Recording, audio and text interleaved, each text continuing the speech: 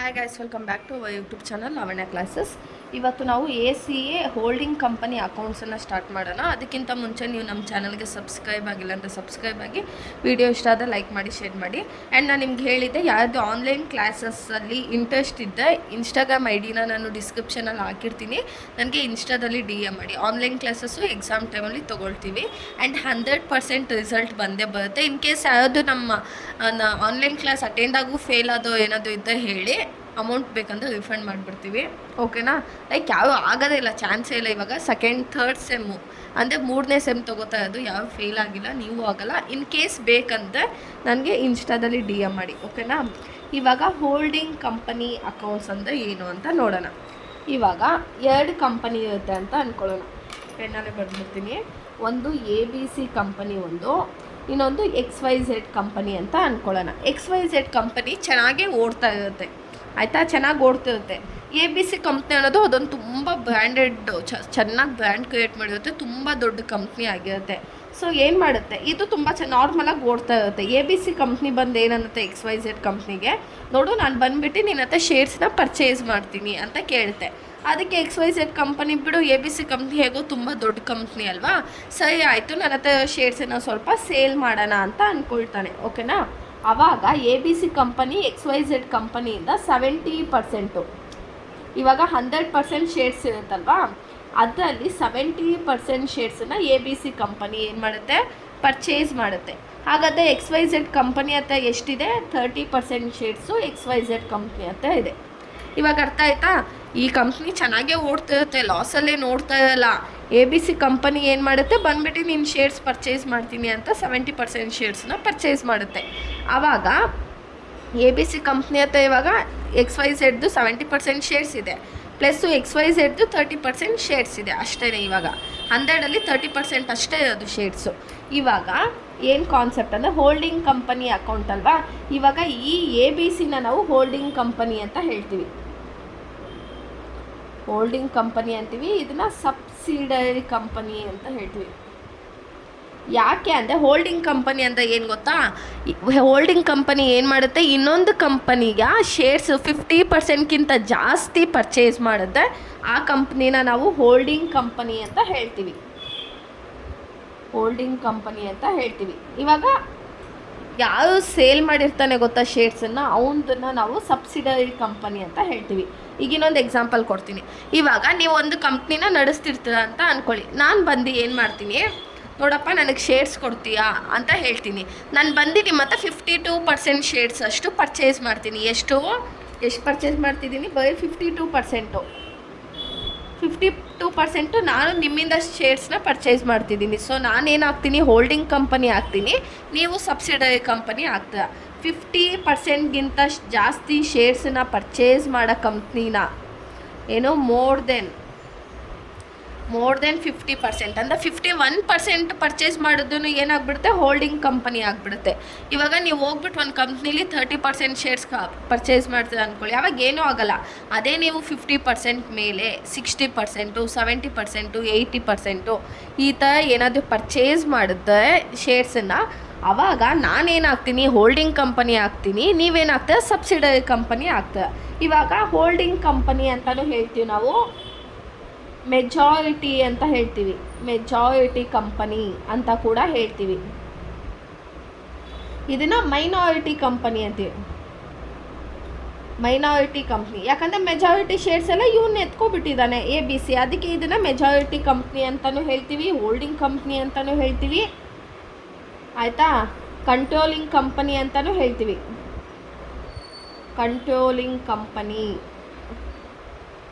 ಯಾವುದನ್ನು ಹೇಳೋದು, 50%ಗಿಂತ ಜಾಸ್ತಿ ಶೇರ್ಸನ್ನು ತೊಗೊಂಡಿರ್ತಾನಲ್ಲ ಅವನ್ನ ಮೆಜಾರಿಟಿ ಕಂಪನಿ ಅಂತೀವಿ, ಹೋಲ್ಡಿಂಗ್ ಕಂಪ್ನಿ ಅಂತೀವಿ, ಕಂಟ್ರೋಲಿಂಗ್ ಕಂಪನಿ ಅಂತೀವಿ.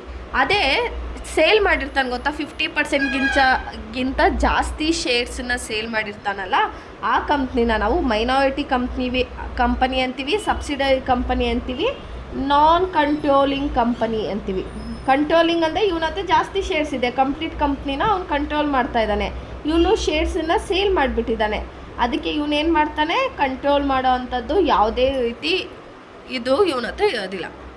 ಅರ್ಥ ಆಗ್ತಿದೆ ಅಲ್ವಾ ನಿಮಗೆ? ಯಾವುದಾದ್ರು ಒಂದು ಕಂಪನಿ ಇನ್ನೊಂದು ಕಂಪ್ನಿ ಶೇರ್ಸನ್ನ 50% ಜಾಸ್ತಿ ಶೇರ್ಸನ್ನ ಪರ್ಚೇಸ್ ಮಾಡುತ್ತೆ, ಅದನ್ನು ನಾವು ಏನಂತ ಹೇಳ್ತೀವಿ? Majority company, holding company, controlling company ಅಂತೀವಿ. ಅದೇ ಇನ್ನೊಂದು ಕಂಪ್ನಿ ಯಾವುದು ಶೇರ್ಸನ್ನು ಸೇಲ್ ಮಾಡುತ್ತಲ್ವಾ 50%ಗಿಂತ ಜಾಸ್ತಿ, ಅದನ್ನು ನಾವು ಮೈನಾರಿಟಿ ಕಂಪನಿ, ಸಬ್ಸಿಡರಿ ಕಂಪ್ನಿ, ನಾನ್ ಕಂಟ್ರೋಲಿಂಗ್ ಕಂಪನಿ ಅಂತ ಹೇಳ್ತೀವಿ.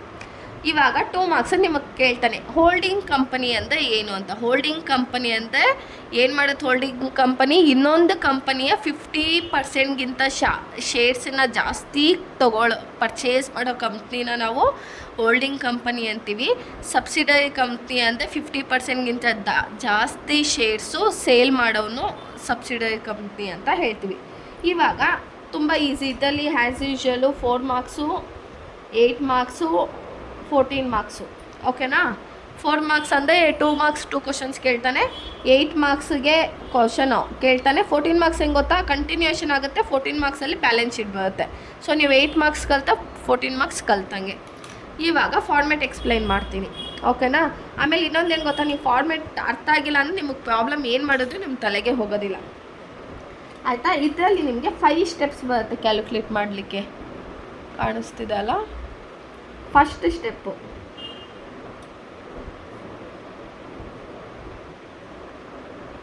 Calculation of ratio. Calculation of ratio.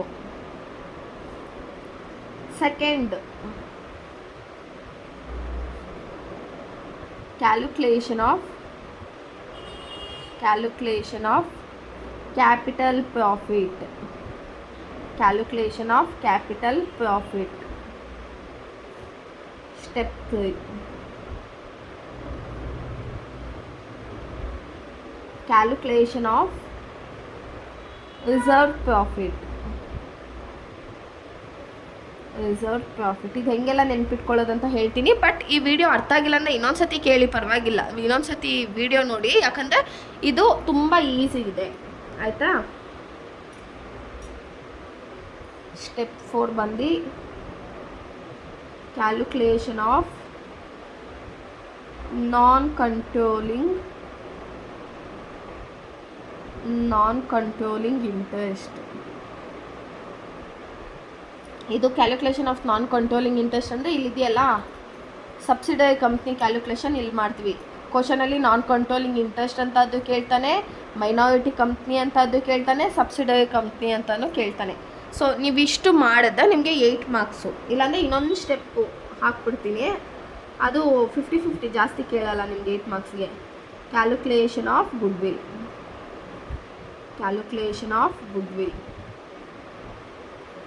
ಇದು ಸ್ಟೆಪ್ಸು ಹೆಂಗೆ ನೆನ್ಪಿಟ್ಕೊಳ್ಳೋದು ಹೇಳ್ತೀನಿ. ಆಮೇಲೆ ಪ್ರಿಪೇರ್ಡ್ 14 ಮಾರ್ಕ್ಸಿಗಿದು. ಒಂದು ನಿಮಿಷ. ಪ್ರಿಪೇರ್ಡ್ ಕನ್ಸಾಲಿಡೇಟೆಡ್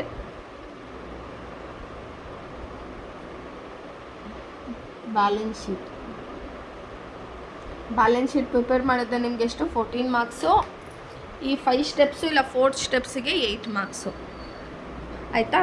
ಇವಾಗ ಹೇಗಂತ ಹೇಳ್ತೀನಿ. Calculation of ratio. ನಾನೇನಂದರೆ ABC ಕಂಪ್ನಿಗೆ 70% ಶೇರ್ಸ್ನ ಪರ್ಚೇಸ್ ಮಾಡ್ತು. 100%ಅಲ್ಲಿ ABC ಕಂಪ್ನಿ 70% ಶೇರ್ಸ್ನ ಪರ್ಚೇಸ್ ಮಾಡುತ್ತೆ. ಸಬ್ಸಿಡರಿ ಕಂಪ್ನಿ ಹತ್ರ ಎಷ್ಟು ಮಿಕ್ಕಿರುತ್ತೆ? 30% ಅಲ್ವಾ? ರೇಷಿಯೋ ಕ್ಯಾಲ್ಕುಲೇಟ್ ಮಾಡೋದು ಹೆಂಗೆ ನೋಡಿ. ಇವಾಗ ಯಾವ ಕಂಪ್ನಿ ಇದು? ABC ಇಷ್ಟು XYZ. ABC ಎಷ್ಟು? 70%. ಪೆನ್ಸಿಲಲ್ಲಿ ಕಾಣ್ತಿದೆಯಾ? ಕಾಣಿಸ್ತಿದೆ. 70%, ಇದು 30% ಅಂತ ಅಂದ್ಕೊಳ್ಳೋಣ. ಸೊ 0 ಕ್ಯಾನ್ಸಲ್ ಆಗುತ್ತೆ. ನಮ್ಗೆ ರೇಷಿಯೋ ಎಷ್ಟು ಬರುತ್ತೆ? 7:3. ಅರ್ಥ ಆಗ್ತಿದೆಯಾ? 7:3 ಏನು ಫಸ್ಟ್ ಸ್ಟೆಪ್ ಮುಗ್ದೋಯ್ತು ನಮಗೆ. ಇವಾಗ ಇವನೇನಾದರೂ 60% ಪರ್ಚೇಸ್ ಮಾಡಿರ್ತಾನೆ ಅಂದ್ಕೊಳ್ಳಿ. ಸೊ ಏನಾಗುತ್ತೆ? 60:40 ಮಾಡ್ತೀವಿ. 0 ಕ್ಯಾನ್ಸಲ್ ಆಗುತ್ತೆ. 2 2s 2 3s. ರೇಷಿಯೋ ಎಷ್ಟು ಬರುತ್ತೆ? 3:2 ಬರುತ್ತೆ. ಅರ್ಥ ಆಗ್ತಿದೆಯಾ? ಇವಾಗ ನೆಕ್ಸ್ಟು ಕ್ಯಾಲ್ಕುಲೇಟ್ ಕ್ಯಾಪಿಟಲ್ ಪ್ರಾಫಿಟ್. ಇದಕ್ಕೆ ಹೋಗೋಕ್ಕಿಂತ ಮುಂಚೆ ಮತ್ತೆ ಒಂದು ಚಿಕ್ಕದಾಗಿ ಇದು ಮಾಡೋಣ. ಇವಾಗ XYZ company year end starting ಆಗೋದು ಯಾವಾಗ? ನಮಗೆ 1/4/25, ಮುಗಿಯೋದು 31/3/26, ಆಯಿತಾ? ಇವನು XYZ ಕಂಪ್ನಿನ ನಡೆಸ್ತಾ ಇರ್ತಾನೆ. 1/4/25 ಸ್ಟಾರ್ಟ್ ಮಾಡಿದ್ದಾನೆ, ಮುಂದಿನ ವರ್ಷ 31st 3/26ಗೆ ಮುಗ್ದೋಗುತ್ತೆ. ಇವಾಗ ABC ಕಂಪ್ನಿ ಏನು ಮಾಡ್ತಾನೆ ಗೊತ್ತಾ? ಅಯ್ಯೋ ಒಂದು ನಿಮಿಷ, ಪೆನ್ನಲ್ಲೇ ಮಾಡಿಬಿಡ್ತೀನಿ ನೋಡಿ. ಇದೇನಿದು 1/4/25ಗೆ ಫಿನಾನ್ಷಿಯಲ್ ಇಯರ್ ಸ್ಟಾರ್ಟ್ ಆಗೋದು, 31st 3/26ಗೆ ಎಂಡಿಂಗ್ ಆಗೋದು. ಇದು ಯಾರು ಮಾಡೋದು? XYZ company. ABC ಕಂಪ್ನಿ ಏನು ಮಾಡುತ್ತೆ ಅಂದರೆ ಇಲ್ಲಿ ಬಂದು 1/9/25ಗೆ ಪರ್ಚೇಸ್ ಮಾಡಿಬಿಡ್ತು. ಇಲ್ಲಿ ಸ್ಟಾರ್ಟಿಂಗು 1/4/25, 31st 3/26ಗೆ ಮುಗಿಯುತ್ತೆ. ಅದೇ ABC ಕಂಪ್ನಿ ಬಂದು ಪರ್ಚೇಸ್ ಮಾಡಿದ್ದು ಯಾವಾಗ ಶೇರ್ಸು? 1/9/26ಗೆ. ಆಯಿತಾ? 1/9/26, 1/4/25ಇಂದ 1/9/25 ಗಂಟ ಏನೇನು ಅವನು reserves, P&L account, general reserve, profit ಮತ್ತು ಲಾಸ್ ಏನೇನು ಅರ್ದು ಮಾಡಿರ್ತಾನೋ ಅದನ್ನೆಲ್ಲ ನಾವು ಕ್ಯಾಪಿಟಲ್ ಪ್ರಾಫಿಟಿಗೆ ತೊಗೋತೀವಿ. ಅರ್ಥ ಆಗ್ತಿದೆಯಾ? ಇನ್ನೊಂದ್ಸತಿ ಹೇಳ್ತೀನಿ. ಕ್ಯಾಪಿಟಲ್ ಪ್ರಾಫಿಟ್ ಇವಾಗ ಕಂಪ್ನಿ ಸ್ಟಾರ್ಟ್ ಅಂದರೆ ಫಿನಾನ್ಷಿಯಲ್ ಇಯರ್ ಸ್ಟಾರ್ಟ್ ಆದಾಗಿಂದ ಹಿಡ್ದು ಅವನು ಪರ್ಚೇಸ್ ಮಾಡೋದು ಒಳಗಡೆ ಏನೇನು ಪ್ರಾಫಿಟು, ಏನೇನು ರಿಸರ್ವ್ಸ್ ಇತ್ತಲ್ಲ ಅದನ್ನೆಲ್ಲ ಎಲ್ಲಿ ತೊಗೋತೀವಿ ನಾವು? ಕ್ಯಾಪಿಟಲ್ ಪ್ರಾಫಿಟ್ಟು ಸ್ಟೆಪ್ 2ನಲ್ಲಿ ತೊಗೊಳ್ತೀವಿ.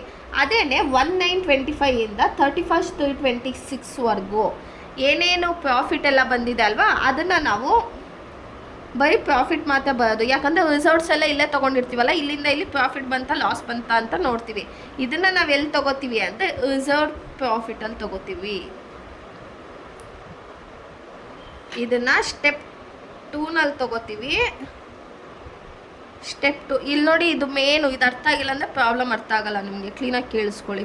ಇದು ಸ್ಟೆಪ್ 3ನಲ್ಲಿ ತೊಗೋತೀವಿ. ಸ್ಟೆಪ್ 2, ಸ್ಟೆಪ್ 3 ಅರ್ಥ ಆಗ್ತಿದೆ ಅಲ್ವಾ? ಅವನು ಏನು ಫಿನಾನ್ಷಿಯಲ್ ಇಯರ್ ಸ್ಟಾರ್ಟ್ ಆದಂಗಿಂದ ಹಿಡಿದು ಅವನು ಏನು ಪ್ರಾಫಿಟ್ ಪರ್ಚೇಸ್ ಮಾಡಿರ್ತಾನಲ್ವ ಅಲ್ಲಿ ಗಂಟ ಏನೇನು ರಿಸರ್ವ್ಸು, P&L ಅಕೌಂಟ್ ಇದೆಯಲ್ಲ ಅದನ್ನೆಲ್ಲ ನಾವು ಕ್ಯಾಪಿಟಲ್ ಪ್ರಾಫಿಟಲ್ಲಿ ತೊಗೋತೀವಿ step 2ನಲ್ಲಿ.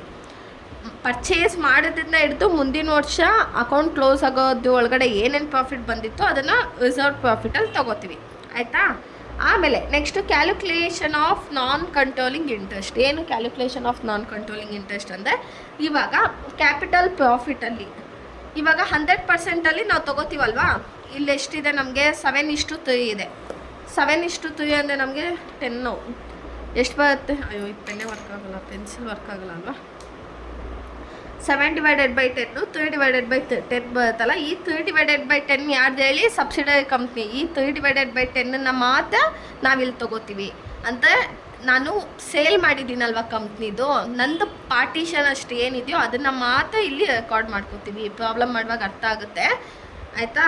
Next calculation of goodwill ಏನಂದರೆ ನಾವು ಇವನೆಷ್ಟು ಇನ್ವೆಸ್ಟ್ ಮಾಡಿದ್ದಾನೆ, ಅವನಿಗೆ ಪ್ರಾಫಿಟ್ ಆಗಿದೆಯಾ ಲಾಸ್ ಆಗಿದೆಯಾ ಅನ್ನೋದನ್ನು ಚೆಕ್ ಮಾಡ್ತೀವಿ ಅಷ್ಟೇ. ಆಮೇಲೆ ಪ್ರಿಪೇರ್ ಕನ್ಸಾಲಿಡೇಟೆಡ್ ಬ್ಯಾಲೆನ್ಸ್ ಶೀಟು. ಏನಂದರೆ ನಿಮ್ಗೆ 2 ಕಂಪ್ನಿದು ಕೊಟ್ಟಿರ್ತಾನೆ. ABC ಕಂಪ್ನಿದು ಅಮೌಂಟ್ ಕೊಟ್ಟಿರ್ತಾನೆ, XYZ ಕಂಪ್ನಿದು ಅಮೌಂಟ್ ಕೊಟ್ಟಿರ್ತಾನೆ. ಅದೆರಡನ್ನು ರಿಸರ್ವ್ಸ್ ಬಿಟ್ಟು ಇನ್ನೆಲ್ಲದನ್ನು ನಾವು ಏನು ಮಾಡ್ತೀವಿ? ಇಬ್ಬರದು ಆ್ಯಡ್ ಮಾಡಿ ತೊಗೊಳ್ತೀವಿ. ಸೊ ಇದಿಷ್ಟನ್ನು ಮಾಡಿದ್ರೆ ನಿಮಗೆ 14 + 22 28 30 ಮಾರ್ಕ್ಸ್ ಗಂಟ ಈ ಚಾಪ್ಟರಲ್ಲಿ ಬರುತ್ತೆ. ಅರ್ಥ ಆಗ್ತಿದೆಯಾ? ಇವಾಗ ಅರ್ಥ ಆಯ್ತಲ್ವಾ? ಫಸ್ಟು ರೇಷಿಯೋ ಫೈಂಡ್ ಔಟ್ ಮಾಡ್ತೀವಿ. ಕ್ಯಾಪಿಟಲ್ ಪ್ರಾಫಿಟ್ ಇಲ್ಲಿ ಸಿಗುತ್ತೆ ನಮಗೆ. ಕ್ಯಾಪಿಟಲ್ ಪ್ರಾಫಿಟು, ರೆವೆನ್ಯೂ ಪ್ರಾಫಿಟ್ ಇಲ್ಲಿ ಸಿಗುತ್ತೆ. Next calculation of non controlling interest. Non controlling interest ಅಂದರೆ ಅರ್ಥ ಆಯ್ತಲ್ವಾ? ಕಂಟ್ರೋಲ್ ಮಾಡೋವಂಥ ಯಾವುದೇ ಅರ್ಹತೆ ಅವ್ನಿಗಿರಲ್ಲ. ಒಬ್ಬ ಏನು ಮಾಡ್ತಾನೆ? 50%ಗಿಂತ ಜಾಸ್ತಿ ಶೇರ್ಸ್ನ ಇನ್ನೊಬ್ಬನಿಗೆ ಶೇರ್ ಮಾಡಿದ್ಮೇಲೆ ಅವ್ನು ಏನಾಗ್ತಾನೆ? ನಾನ್ ಕಂಟ್ರೋಲಿಂಗ್ ಆಗ್ತಾನೆ. 50%ಗಿಂತ ಜಾಸ್ತಿ ಶೇರ್ ಪರ್ಚೇಸ್ ಮಾಡಿದವನು ಕಂಟ್ರೋಲಿಂಗ್ ಆಗ್ತಾನೆ, ಕಂಟ್ರೋಲಿಂಗ್ ಕಂಪನಿ ಆಗುತ್ತೆ. ಇನ್ನೊಂದ್ಸತಿ ಹೇಳ್ತೀನಿ, ಹೋಲ್ಡಿಂಗ್ ಕಂಪ್ನಿನ ನಾವು ಮೆಜಾರಿಟಿ ಕಂಪ್ನಿ ಅಂತಲೂ ಹೇಳ್ತೀವಿ, ಕಂಟ್ರೋಲಿಂಗ್ ಕಂಪನಿ ಅಂತಲೂ ಹೇಳ್ತೀವಿ.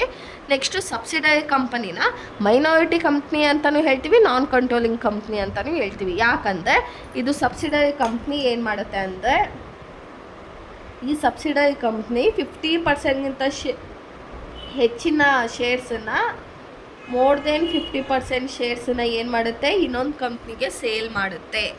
ಅರ್ಥ ಆಗ್ತಿದೆ ಅಲ್ವಾ? ಇವಾಗ ಪ್ರಾಬ್ಲಮ್ಗೆ ಹೋಗೋಣ. ಮತ್ತು ನಾನು ಮಾಡಿಸ್ತಾ ಅದೆಲ್ಲ ಕ್ವಶನ್ ಪೇಪರ್ ಪ್ರಾಬ್ಲಮ್ಮೇ. ಆಯಿತಾ? ಇವಾಗ ಒಂದು ಕ್ವಶನ್ ಮಾಡೋಣ 8 ಮಾರ್ಕ್ಸಿಂದು. ಇವಾಗ ಬನ್ನಿ, ಪೆನ್ನೇ ವರ್ಕ್ ಆಗಲ್ಲ, sorry, H limited acquired 75% of the shares of S limited. H limited ಏನು ಮಾಡ್ತಾ ಇದೆ, ಎಸ್ ಲಿಮಿಟೆಡ್ದು 75% ಶೇರ್ಸನ್ನು ಅಕ್ವೈರ್ ಮಾಡ್ತಾ ಇದೆ. ಯಾವಾಗ 31/7/2023ಗೆ. And earned a profit of 67,500 for the year ending 31/3/2024. Year ending 31/3/2024 ಅಂದರೆ ಸ್ಟಾರ್ಟಿಂಗ್ ಯಾವಾಗ ಆಗಿರುತ್ತೆ ನಮಗೆ 1/4/2023ಗೆ ಸ್ಟಾರ್ಟ್ ಆಗಿದೆ. ಎಂಡ್ ಆಗ್ತಿರೋದು ಯಾವಾಗ 31/3/2024ಗೆ. ಆಯಿತಾ, ಇದು ಸ್ಟಾರ್ಟಿಂಗು, ಇದು ಎಂಡ್ ಆಗ್ತಿರೋದು. The face value of the shares of S limited is 10 per share. The S Limited has the balance of 82,500 P&L account as on 31/3/24. ಅಂದರೆ ಅಕೌಂಟ್ ಕ್ಲೋಸ್ ಮಾಡೋಕ್ಕಿಂತ ಮುಂಚೆ ಎಷ್ಟಿತ್ತಂತೆ ಪ್ರಾಫಿಟ್ ಆ್ಯಂಡ್ ಲಾಸು, 82,500 ಇತ್ತಂತೆ. And 1,05,000 in general reserve. General reserve ಎಷ್ಟಿತ್ತು, 1,05,000. ಇವಾಗ first ನಾವೇನು ನೋಡ್ತೀವಿ ಅಂದರೆ, ನಿಮಗೆ ಫಿನಾನ್ಷಿಯಲ್ ಇಯರ್ ಸ್ಟಾರ್ಟಿಂಗ್ ಏನದು 1/1 ಅಂತ ಕೊಟ್ಟಿದ್ದ, ಎಂಡಿಂಗ್ ಏನಾಗಿರುತ್ತೆ 31/12 ಆಗಿರುತ್ತೆ. ಇಲ್ಲೇನು ಕೊಟ್ಟಿದ್ದಾನೆ 31/3/2024ಗೆ ಎಂಡಿಂಗ್ ಅಂದರೆ 1/4/23 ನಾವು ಸ್ಟಾರ್ಟಿಂಗ್ ಅಂತ ತೊಗೋಬೇಕು. ಇವಾಗ ಸ್ಟಾರ್ಟಿಂಗು 1/4/2023, ಎಂಡಿಂಗು 31/3/2024. ಇವನು ಪರ್ಚೇಸ್ ಮಾಡಿರೋದು ಯಾವಾಗ 31/7/2023ಗೆ ಪರ್ಚೇಸ್ ಮಾಡಿದ್ದಾನೆ. ಅರ್ಥ ಆಗ್ತಿದೆಯಾ?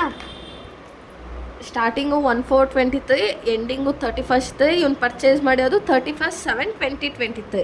ಇವಾಗ ನಾನು ಏನಂದಿದ್ದೆ, ಅವನು ಇಯರ್ ಎಂಡಿಂಗ್ ಸ್ಟಾರ್ಟ್ ಆಗೋದ್ರಿಂದ ಹಿಡ್ದು ಅವನು ಪರ್ಚೇಸ್ ಮಾಡೋದು ಒಳಗಡೆ ಇರೋದನ್ನು ನಾವೇನಂತ ತೊಗೊಳ್ತೀವಿ, ಯಾವ step, second step.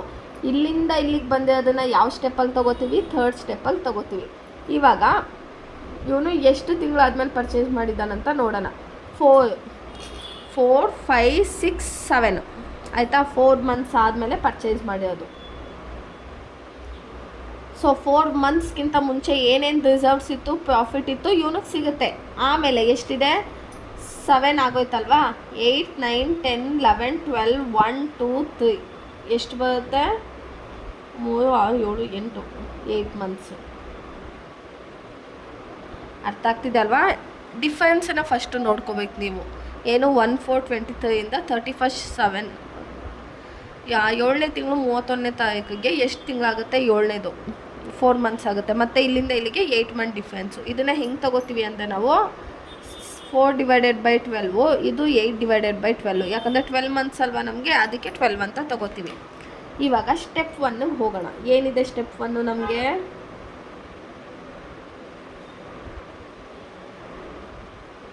Calculation of ratio. ಇವನು ಇವಾಗ ಯಾವ್ಯಾವ ಕಂಪ್ನಿ ಅದು, ಹೆಚ್ ಕಂಪ್ನಿ ಇಷ್ಟು ಎಸ್ ಕಂಪನಿ. ಆಯಿತಾ, ಹೆಚ್ ಕಂಪನಿ ಏನು ಮಾಡಿದ್ದಾನಂತೆ, 100% ಶೇರ್ಸಲ್ಲಿ ಹೆಚ್ ಕಂಪನಿ ಏನು ಮಾಡಿದ್ದಾನೆ, 75% ಶೇರ್ಸನ್ನ ಪರ್ಚೇಸ್ ಮಾಡಿದ್ದಾನೆ. ಹಾಗಾದರೆ ಇವಾಗ ನೋಡಿ, 100% ಶೇರ್ಸಲ್ಲಿ 75% ಶೇರ್ಸ್ ಪರ್ಚೇಸ್ ಮಾಡುತ್ತೆ. ಎಸ್ ಹತ್ರ ಇನ್ನೂ ಎಷ್ಟು ಮಿಕ್ಕಿದೆ, 25% ಅಷ್ಟು ಮಾತ್ರ ಮಿಕ್ಕಿರೋದು. ಇವಾಗ ಡಿವೈಡ್ ಮಾಡೋಣ. 25 1s, 25 3s. ನಮಗೆ ರೇಷಿಯೋ ಎಷ್ಟು ಬಂತು, ratio is equal to 3:1. Step 1 ಇಷ್ಟೇ. ಅರ್ಥ ಆಯ್ತಲ್ವಾ? ಇದನ್ನು ಡಿವೈಡ್ ಮಾಡ್ಕೋತೀವಿ, ಇಲ್ಲ ಹಾಗೆ ತೊಗೊಳ್ಳಿ. 75:25 ಅಂತ ತೊಗೊಂಡು ಏನೂ ಇಲ್ಲ, ನಿಮ್ಗೆ ಕ್ಯಾಲ್ಕುಲೇಷನ್ ಜಾಸ್ತಿ ಆಗುತ್ತೆ ಅಷ್ಟೇ. ಇವಾಗ ಸ್ಟೆಪ್ 2 ಏನು ಮಾಡ್ತೀವಿ ನಾವು, ಕ್ಯಾಲ್ಕುಲೇಷನ್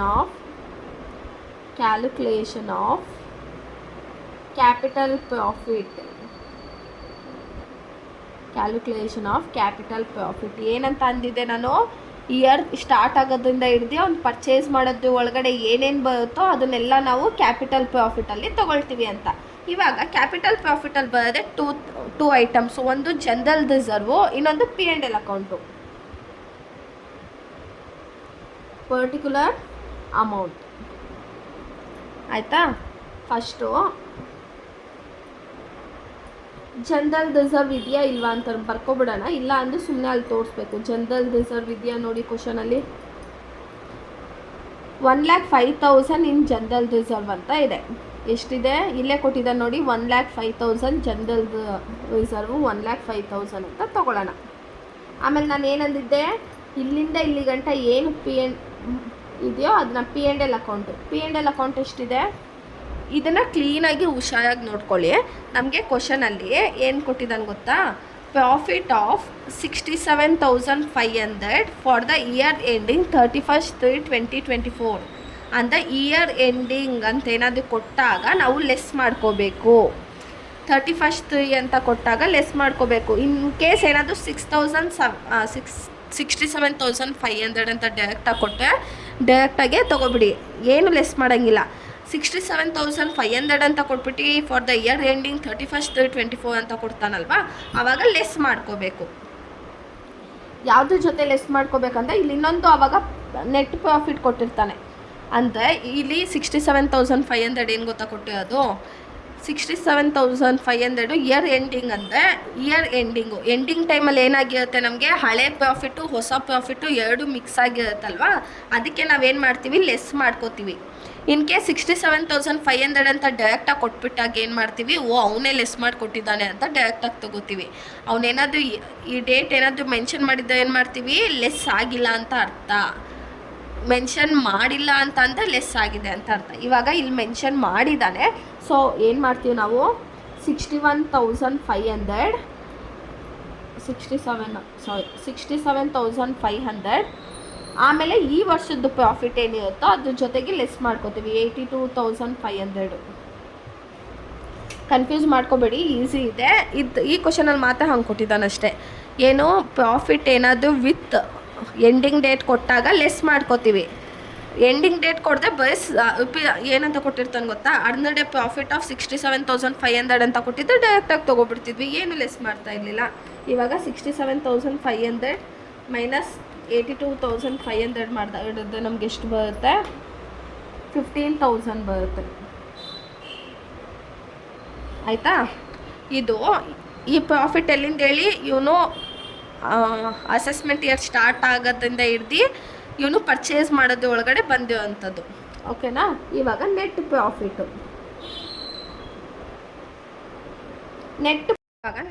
ನೆಟ್ ಪ್ರಾಫಿಟನ್ನು ಎಷ್ಟಂತ ತೊಗೊಳ್ಳೋಣ, 67,500 ಇಂಟು ಈಗ ಕ್ಯಾಪಿಟಲ್ ಪ್ರಾಫಿಟಲ್ಲಿ ಏನು ಮಾಡ್ತೀವಿ ನಾವು, ಇಲ್ಲಿಂದ ಇಲ್ಲಿ ಗಂಟ ಎಷ್ಟು ಮಂತ್ ಇದೆಯೋ ಅಷ್ಟು ಮಾತ್ರ ತೊಗೋತೀವಿ. ಎಷ್ಟಿದೆ, 4/12 ಅಲ್ವಾ. ಇವಾಗ 67,500 ಇಂಟು 4/12 ಮಾಡಿದ್ರೆ ನಮಗೆ 22,500. ಇವಾಗ ಇಷ್ಟೇ ಕ್ಯಾಪಿಟಲ್ ಪ್ರಾಫಿಟಲ್ಲಿ ಏನೇನು ತೊಗೋತೀವಿ, ಇದು ಅಸೆಸ್ಮೆಂಟ್ ಇಯರ್ ಸ್ಟಾರ್ಟ್ ಆದಾಗಿಂದ ಹಿಡ್ದು ಇವನು ಪರ್ಚೇಸ್ ಮಾಡೋದು ಒಳಗಡೆ ಏನೇನು ಜನರಲ್ ರಿಸರ್ವ್ ಬರುತ್ತೋ ಅದನ್ನು ತೊಗೋತೀವಿ, P&L ಅಕೌಂಟ್ ತೊಗೋತೀವಿ, ನೆಟ್ ಪ್ರಾಫಿಟ್ ತೊಗೋತೀವಿ. ಅರ್ಥ ಆಯ್ತಾ ನೋಡಿ. ನೆಟ್ ಪ್ರಾಫಿಟು ನಾವು ಫುಲ್ ತೊಗೊಂಡಿಲ್ಲ, ಬೈ 4/12 ಅಷ್ಟಕ್ಕೆ ಮಾತ್ರ ತೊಗೊಂಡಿದ್ದೀವಿ. ಇವಾಗ ಇದನ್ನು ಆ್ಯಡ್ ಮಾಡೋಣ. ಏನು ಬರುತ್ತೆ, ಕ್ಯಾಪಿಟಲ್ ಪ್ರಾಫಿಟ್ ಎಷ್ಟು ಬರುತ್ತೆ, 1,05,000 ಪ್ಲಸ್ 15,000 ಪ್ಲಸ್ 22,500 ಮಾಡಿದ್ರೆ ನಮ್ಗೆ ಎಷ್ಟು ಬರುತ್ತೆ, 1,42,500 ಬರುತ್ತೆ. ಆಯಿತಾ. ಇವಾಗ ನೆಕ್ಸ್ಟು ಸ್ಟೆಪ್ 3, ಕ್ಯಾಲ್ಕುಲೇಷನ್ ಆಫ್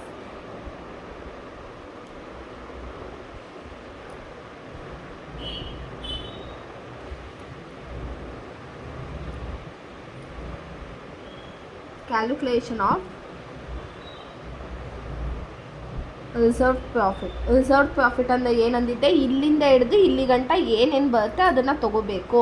ಅದೇ ಅವ್ನು ಪರ್ಚೇಸ್ ಮಾಡೋದ್ರಿಂದ ಹಿಡ್ದು ಮುಂದಿನ ವರ್ಷದೊಳಗಡೆ ಬರೋದು ಬರೀ ಪ್ರಾಫಿಟ್ ಆ್ಯಂಡ್ ಲಾಸ್ ಅಷ್ಟೇ. ಆಯಿತಾ. ಇವಾಗ ಪರ್ಟಿಕ್ಯುಲರ್ ಅಮೌಂಟ್ ನೆಟ್ ಪ್ರಾಫಿಟ್, ಅದು ಇದೇ ನೆಟ್ ಪ್ರಾಫಿಟ್ ಇಲ್ಲಿ ಬರೋದಷ್ಟೇ. ನೆಟ್ ಪ್ರಾಫಿಟ್ ಎಷ್ಟಿದೆ, ನೆಟ್ ಪ್ರಾಫಿಟು 67,500 ಇಂಟು ಇಲ್ಲಿಂದ ಇಲ್ಲಿಗೆ ಎಷ್ಟು ಮಂತದ್ದು ಪ್ರಾಫಿಟನ್ನು ತೊಗೋತೀವಿ ನಾವು, 8/12. 67,500 ಇಂಟು 8 67,000 8/12 ಮಾಡಿದ್ರೆ ನಮಗೆ 45,000 ಬರುತ್ತೆ. ಆಯಿತಾ? ಅಷ್ಟೇ, ಇದೊಂದೇ ಐಟಮ್ಸು ನಾವು ರಿಸರ್ವ್ ಪ್ರಾಫಿಟಲ್ಲಿ ತೊಗೊಳ್ಳೋದು. ಇವಾಗ ಯಾವುದಿದು ರಿಸರ್ವ್ ಪ್ರಾಫಿಟ್ ಎಷ್ಟು ಬಂತು? 45,000.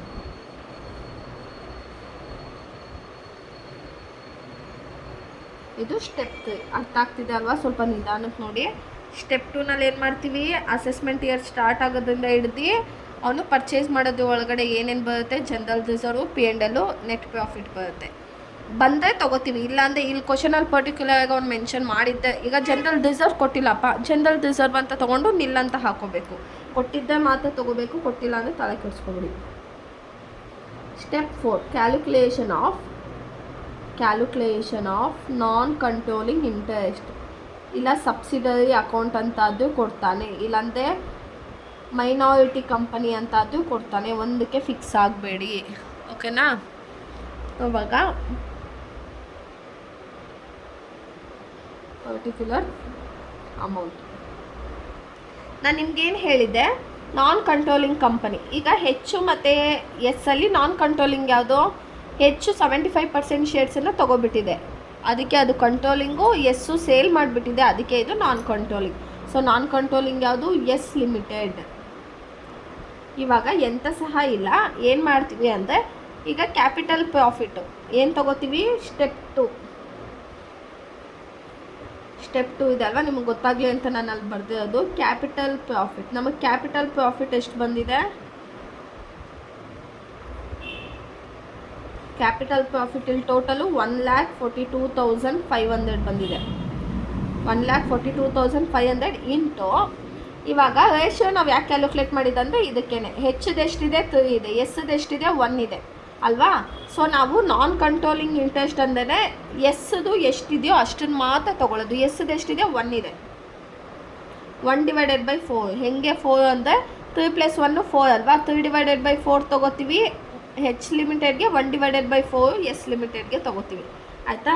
ಇವಾಗ 1,42,500 ಇಂಟು 1/4 ಮಾಡಿದ್ರೆ ನಮಗೆ ಎಷ್ಟು ಬರುತ್ತೆ, 42,500 1/4 ಮಾಡಿದ್ರೆ ನಮಗೆ 35,625 ಬರುತ್ತೆ. ಅರ್ಥ ಆಯ್ತಾ? ನೆಕ್ಸ್ಟು ಸ್ಟೆಪ್ 3 ತೊಗೋತೀವಿ. ಸ್ಟೆಪ್ 3 ಏನು, ರಿಸರ್ವ್ ಪ್ರಾಫಿಟ್.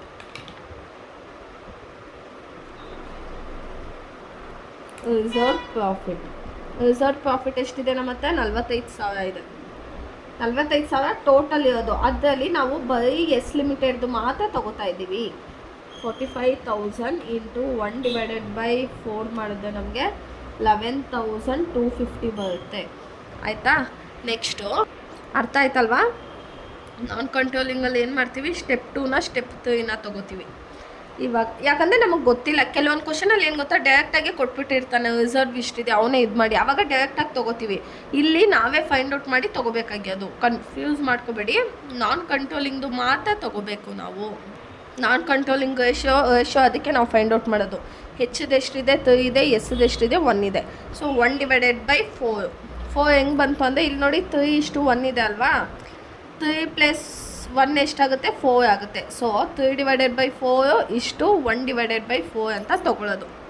ಆಯಿತಾ? ಇವಾಗ ಇದೆರಡನ್ನೂ ಆ್ಯಡ್ ಮಾಡೋಣ. 35,625 + 11,250 ಇದನ್ನು ಆ್ಯಡ್ ಮಾಡಿದ್ರೆ ನಮ್ಗೆ ಎಷ್ಟು ಬರುತ್ತೆ, 46,875. ನಾನ್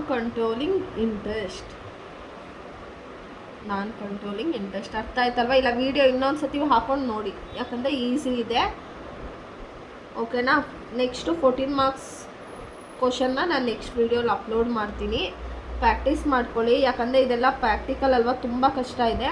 ಪ್ರಾಕ್ಟೀಸ್ ಆಗಿಲ್ಲ ಅಂದರೆ ಸುಮ್ಮನೆ ನಿಮಗೆ ಬ್ಯಾಕ್ಲಾಗ್ ಉಳ್ಕೊಬಿಡುತ್ತೆ, 1 ಮಾರ್ಕ್ಸ್ ಕಾರ್ಡ್ ಎಕ್ಸ್ಟ್ರಾ ಆಗಿಬಿಡುತ್ತೆ, ಪ್ರಾಬ್ಲಮ್ ಆಗುತ್ತೆ, ಓಕೆನಾ? ಅರ್ಥ ಆಯ್ತಲ್ವ? ಇನ್ನೊಂದು ಸತಿ ಹೇಳ್ತೀನಿ. ಕ್ಯಾಲ್ಕುಲೇಷನ್ ಆಫ್ ರೇಷಿಯೋನಲ್ಲಿ ರೇಷಿಯೋ ಫೈಂಡ್ ಔಟ್ ಮಾಡ್ತೀವಿ. ಆಮೇಲೆ ಕ್ಯಾಪಿಟಲ್ ಪ್ರಾಫಿಟಲ್ಲಿ ಬಂದುಬಿಟ್ಟು ನಾವು ಅಸೆಸ್ಮೆಂಟ್ ಇಯರಿಂದ ಹಿಡ್ದು ಅವ್ನು ಪರ್ಚೇಸ್ ಮಾಡೋದು ಗಂಟ ಎಷ್ಟು ಮಂತ್ ಇರುತ್ತೋ ಅಷ್ಟು ಮಂತದ್ದು ಮಾತ್ರ reserves, P&L account, net profit, ಇದು 3 ಐಟಮ್ಸ್ ಬರೋದು. ನೆಕ್ಸ್ಟು ರಿಸರ್ವ್ ಪ್ರಾಫಿಟಲ್ಲಿ ನೆಟ್ ಪ್ರಾಫಿಟ್ ಒಂದೇ ಐಟಮ್ ಬರೋದು. ಇಲ್ಲಿ ಸ್ಟೆಪ್ 3ನಲ್ಲಿ ಜನರಲ್ ರಿಸರ್ವ್ ಕೂಡ ಬರೋಲ್ಲ. Net profit. ಇಲ್ಲೇನೋ ಇಲ್ಲಿಂದ ಇಲ್ಲಿಗೆ 5 ತಿಂಗಳಂತ, ಇಲ್ಲಿಂದ ಇಲ್ಲಿಗೆ ಎಷ್ಟು 7 ತಿಂಗಳು ಎಷ್ಟು ಮಿಕ್ಕಿರುತ್ತೋ ಅಷ್ಟನ್ನು ತೊಗೊಳ್ತೀವಿ. ಆಮೇಲೆ ನಾನ್ ಕಂಟ್ರೋಲಿಂಗ್ ಇಂಟ್ರೆಸ್ಟಲ್ಲಿ ಏನು ಮಾಡ್ತೀವಿ, ಸ್ಟೆಪ್ 2 ಟೋಟಲನ್ನು ತೊಗೊಂಡು ಇಂಟು ನಾನ್ ಕಂಟ್ರೋಲಿಂಗ್ ಇಂಟ್ರೆಸ್ಟು ಇವನ್ ರೇಷಿಯೋ ಎಷ್ಟಿದೆಯೋ ಎಷ್ಟು ಲಿಮಿಟೆಡ್ದು ಅದನ್ನು ಮಾತ್ರ ತೊಗೋತೀವಿ. ನೆಕ್ಸ್ಟು ಸ್ಟೆಪ್ 3 ಟೋಟಲ್ ಅಮೌಂಟನ್ನು ತೊಗೊಂಡು ಏನು ಮಾಡ್ತೀವಿ, ಇವಂದು ಅದನ್ನು ಮಾತ್ರ ತೊಗೊಳ್ತೀವಿ. ಅರ್ಥ ಆಗ್ತಿದೆ ಅಲ್ವಾ? ವಿಡಿಯೋ ಏನಾದರೂ ಇಷ್ಟ ಆದರೆ ದಯವಿಟ್ಟು ಆವಾಗಲೇ ಕಮೆಂಟ್ ಮಾಡಿಬಿಡಿ, ಯಾಕಂದರೆ ನನಗೂ ಖುಷಿ ಆಗುತ್ತೆ. ನಿಮಗೆ ಪ್ರಾಬ್ಲಮ್ ಅರ್ಥ ಆಗಿದ್ದರೆ ನನಗೂ ಖುಷಿ ಅಲ್ವಾ? ಆಯಿತಾ? ಪ್ರಾಬ್ಲಮ್ ಇದು 8 ಮಾರ್ಕ್ಸಿಗೆ ಇಷ್ಟನ್ನು ಕೇಳ್ತಾನೆ. ಓಕೆನಾ? ತುಂಬ ಈಸಿ ಇದೆ. ಈ 4 ಸ್ಟೆಪ್ಸನ್ನು ಕಲ್ತಾನೆ ನೀವು 14 ಮಾರ್ಕ್ಸಿಗೆ ಹೋಗೋಕ್ಕಾಗೋದು. ಇದೇ ಬೇಸಿಕ್ ಬಂದಿಲ್ಲ ಅಂದರೆ 14 ಮಾರ್ಕ್ಸ್ ಕಂಟಿನ್ಯೂನೇ ಮಾಡೋಕ್ಕಾಗೋದಿಲ್ಲ ನೀವು. ಆ್ಯಂಡ್ ಆನ್ಲೈನ್ ಟ್ಯೂಷನ್ ಬಗ್ಗೆ ಏನಾದರೂ ಇಂಟ್ರೆಸ್ಟ್ ಇದೆ DM ಮಾಡಿ. Thank you guys, keep watching.